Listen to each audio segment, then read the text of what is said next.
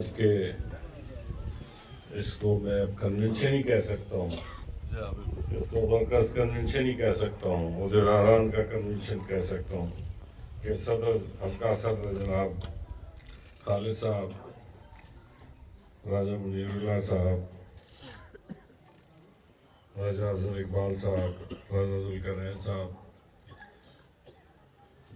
اور ہمارے مرکزی سیکرٹری جنرل جناب سید طارق فاروق صاحب، یہاں جو ہمارے ساتھی یہاں موجود ہیں، راجہ حسان جہانگیر صاحب، ممبر نصر محمود صاحب، ممبر نصیر احمد صاحب، راجہ زبیر احمد خان صاحب، راجہ ظہیر بیربل صاحب، کیپٹن صاحب، کیپٹن ندیم صاحب کو سب جانتے ہیں، اپنا راجہ فاروق خان صاحب، راجہ قیوم شاہین صاحب، راجہ عبید الرحمان صاحب، راجہ اجمل سلطان صاحب، راجہ مصطفیٰ غلام مصطفیٰ صاحب، جاوید مغل صاحب، راجہ احمد خان صاحب، جوانوں دوستوں اور پرنٹ اور سوشل میڈیا کے ہمارے یہاں الیکٹرانک میڈیا کے ساتھیوں، السلام علیکم۔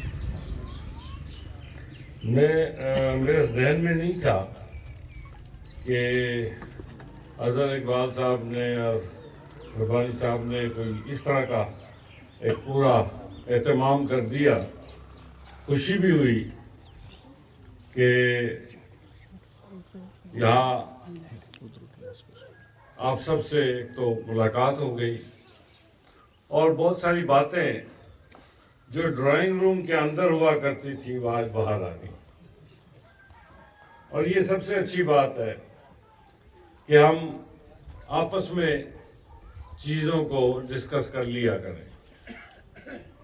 سیاسی جماعتیں اس وقت تک طاقتور نہیں ہو سکتی، مضبوط نہیں ہو سکتی جب تک کہ اندر کے دل کی بات اس کے کارکن آپس میں بھی نہ کریں، اور جب ان کے ذمہ داران آئے ان کے ساتھ بھی نہ کریں، تو آگے کیسے چلا جا سکتا ہے۔ میں یہاں مجھے یاد بہت پرانی بات یاد آئی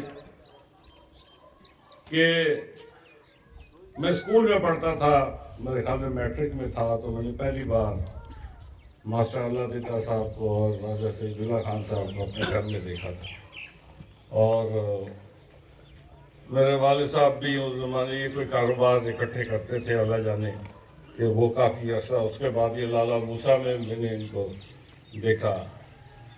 مجھے وہ یاد آیا کہ شاید جب میں ایک بار عمرہ کرنے گیا پہلی بار، تو راجہ منیر اللہ صاحب مجھے مکے سے لے گئے اپنے ادھر جہاں پہ یہ ٹھہرے ہوئے تھے، اور وہاں لے جا کے انہوں نے کھانا شانا کھلایا اور ساتھ کہا کہ آپ ادھر ہی رہیں۔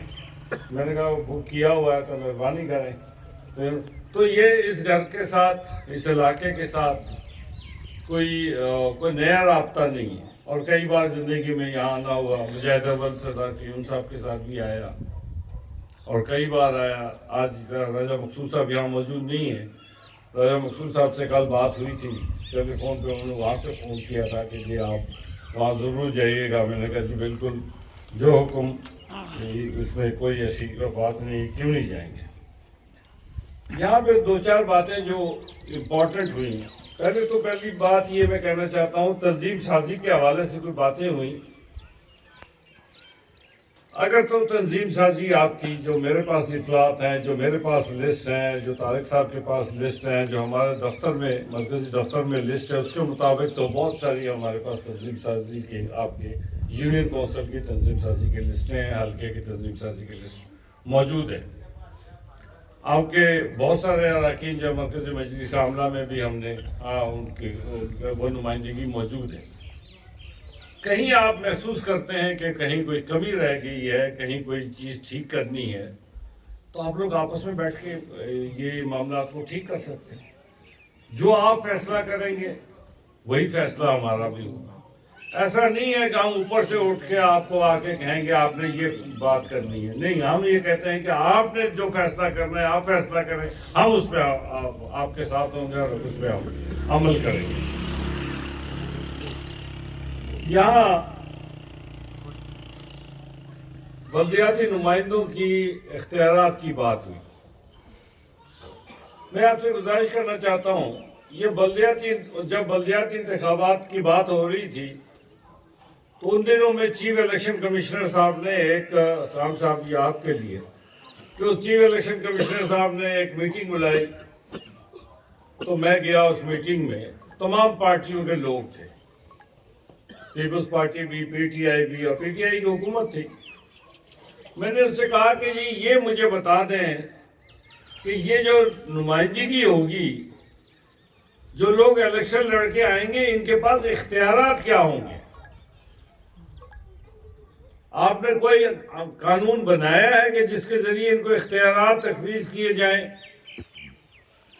اور یہ بات بھی میں آپ سے گزارش کرنا چاہتا ہوں کہ وہاں پہ میں نے کہا کہ جی یہ معاملات جو ہے، جس طرح آپ الیکشن کرانا چاہتے ہیں اس طریقے سے الیکشن تو ہو جائیں گے، لیکن اس کا فائدہ قوم کو نہیں پہنچے گا، علاقے کو نہیں پہنچے گا. آج بھی صورتحال یہی ہے. میں نے سب سے پہلے یہ بات آپ کے ذہن میں ہونی چاہیے، مسلم لیگ کے کارکنوں کے سامنے یہ بات ذہن میں ہونی چاہیے کہ سب سے پہلے بلدیاتی اداروں کے اختیارات کے حوالے سے جو آواز اسمبلی میں اٹھی، وہ اللہ تعالیٰ کے فضل و کرم سے میں نے اٹھائی. اور وہ آج بھی میرا مطالبہ ہے حکومت سے کہ آپ تمام پارٹیوں کا اجلاس بلائیں، بلدیاتی جو اداروں کے نمائندگان ہیں ان کو بلائیں اور اختیارات کا تعین کریں. اختیارات کے بغیر، ڈیولپمنٹ کے فنڈز کے بغیر یہ معاملات چل نہیں سکتے. یہ نہیں ہو سکتا کہ گھر میں بیٹھے شام کو کسی کے ذہن میں کوئی آرڈیننس آ جائے اور وہ آرڈیننس صبح پاس ہو جائے اور کہے کہ جناب یہ ہو گیا، یہ اختیارات ہم نے دے دیے. نہیں، اس طریقے سے قانون سازی جو ہے ہمیں قابل قبول نہیں. ہمیں قابل قبول وہ ہے، ہم ہر اس بات کے حامی ہوں گے جس میں ہم سے مشاورت کی جائے گی. اگر ہم سے مشاورت سے بالا کوئی فیصلہ یہ حکومت کرتی ہے تو ہم اس فیصلے کے نہ حامی ہوں گے، نہ اس فیصلے کی تائید کریں گے، نہ اس فیصلے کا ساتھ دیں گے. یہ ایک واضح پیغام جو ہے وہ آپ کے ذریعے، اس ورکرز کنونشن کے ذریعے آج میں دینا چاہتا ہوں. یہاں کیپٹن صاحب ندیم صاحب نے کہا جی پی ڈی ایم کی حکومت ہے. کیپٹن صاحب کوئی پی ڈی ایم نہیں ہے. یہ بالکل آزاد کشمیر میں پی ڈی ایم نام کی کوئی چیز نہیں ہے. ہم نے بلدیاتی الیکشن ایک دوسرے کے خلاف نہیں لڑا. پیپلز پارٹی کے اس وقت 10 ممبران اسمبلی تھے آزاد کشمیر سے. ہم تو صرف 4 لوگ تھے جس کا طارق خالد صاحب نے ذکر کیا. اس کے باوجود اللہ تعالیٰ کے فضل و کرم سے ہم نے آزاد کشمیر میں پیپلز پارٹی سے زیادہ نشستیں حاصل کی.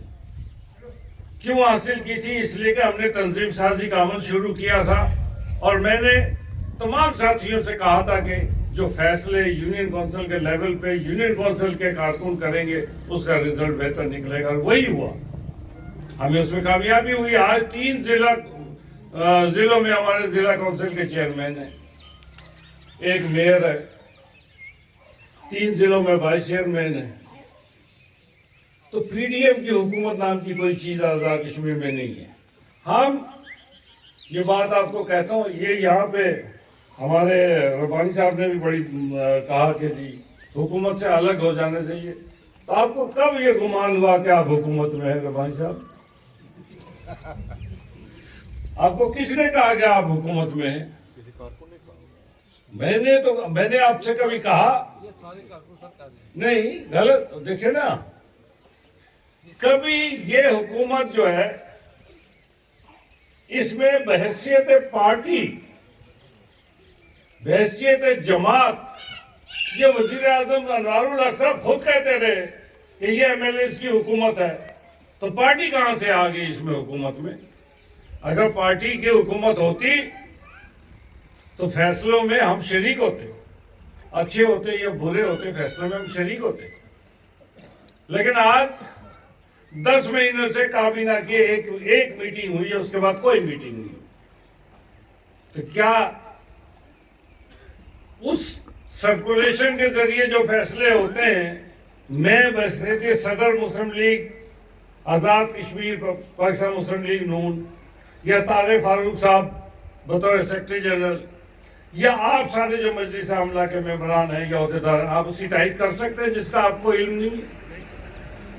تو ہم صرف 4 حلقوں کی حد تک حکومت میں ہیں، باقی آزاد کشمیر کی اس حکومت سے پاکستان مسلم لیگ نون بحیثیت جماعت اس میں شامل نہیں، اس لیے کہ ہمارے کارکنوں کے تحفظات ہیں، ہمارے کارکنوں کے معاملات ہیں۔ ان معاملات کو جب تک حل نہیں کیا جاتا، جب تک ان معاملات کو زیر بحث نہیں لایا جاتا، ہم ویسے ہی پرائی شادی میں عبداللہ دیوانہ والی بات ہو جائے گی، ہم کیوں کریں گے؟ تو اس لیے اس بات کی وضاحت ہونی چاہیے کہ ہمارا اس طرح کا کوئی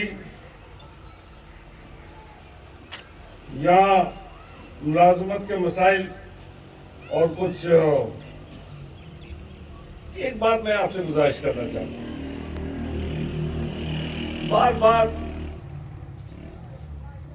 بڑا افسوس ہے کہ ہم اس حلقے سے 85 کے بعد تو ہم کامیاب نہیں ہوئے، یا ہوئے کبھی نہیں ہوئے۔ کبھی اپنے گریبان میں ہم جھانک کر تو دیکھیں کہ اس میں غلطی کس کی ہے، کسی اور کی ہے یا ہماری ہے؟ اگر ہماری ہے تو ہم اس کو درست کر لیں۔ آپ کو میں اپنی جانب سے اتنی بات کا یقین دہانی کرانا چاہتا ہوں کہ میں ہر کسی کو تھپکی نہیں لگاؤں گا کہ تجھے ٹکٹ دوں گا، یہ تھپکی نہیں لگاؤں گا، یہ آپ سے میرا وعدہ ہے۔ فیصلہ آپ لوگ اگر بیٹھ کے آپس میں کر لیں گے، وہ سب سے اول فیصلہ ہے، اس فیصلے کو ساری جماعت بھی تسلیم کرے گی، اور ہم اس فیصلے کو تسلیم کروانے کے لیے جس ایکسٹینٹ تک ہمیں جانا پڑا، اپنے قائد تک جانا پڑا، ہم اپنے قائد کے پاس بھی جائیں گے، کہیں گے کہ جی یہ ہمارے کارکنوں کا اتفاق رائے سے فیصلہ ہوا ہے، ہم اس کو تائید کریں۔ لیکن آپ کہیں کہ نہیں،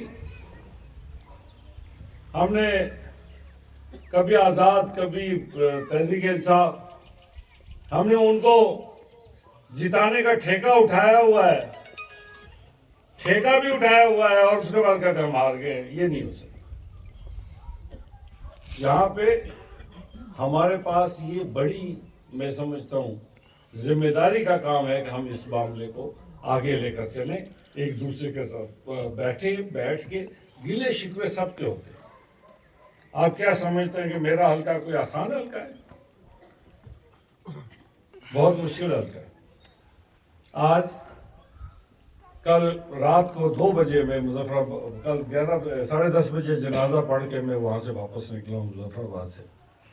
ایک ہمارے بزرگ فوت ہوئے، تو ان کے گاؤں صبح 4 بجے وہ میت لے کے برف میں پیدل چل کے گئے، اس لیے کہ وہاں پہ گاڑی کورا پڑا ہوا ہے، سڑک نہیں ہے، کورے پہ آپ گاڑی نہیں لے سکتے۔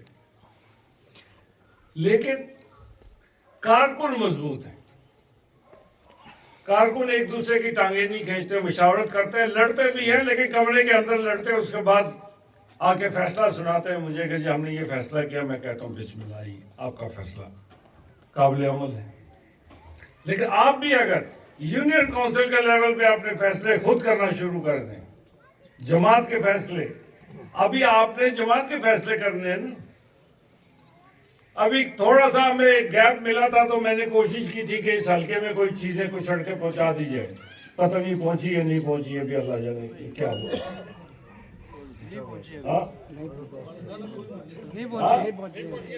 نہیں پہنچی، تو اس لیے میں نے تو کوشش کر لی اپنی طرف سے کہ جی آپ تک کوئی بات پہنچ جائے، لیکن میری سے آپ سے گزارش یہ ہے کہ آپ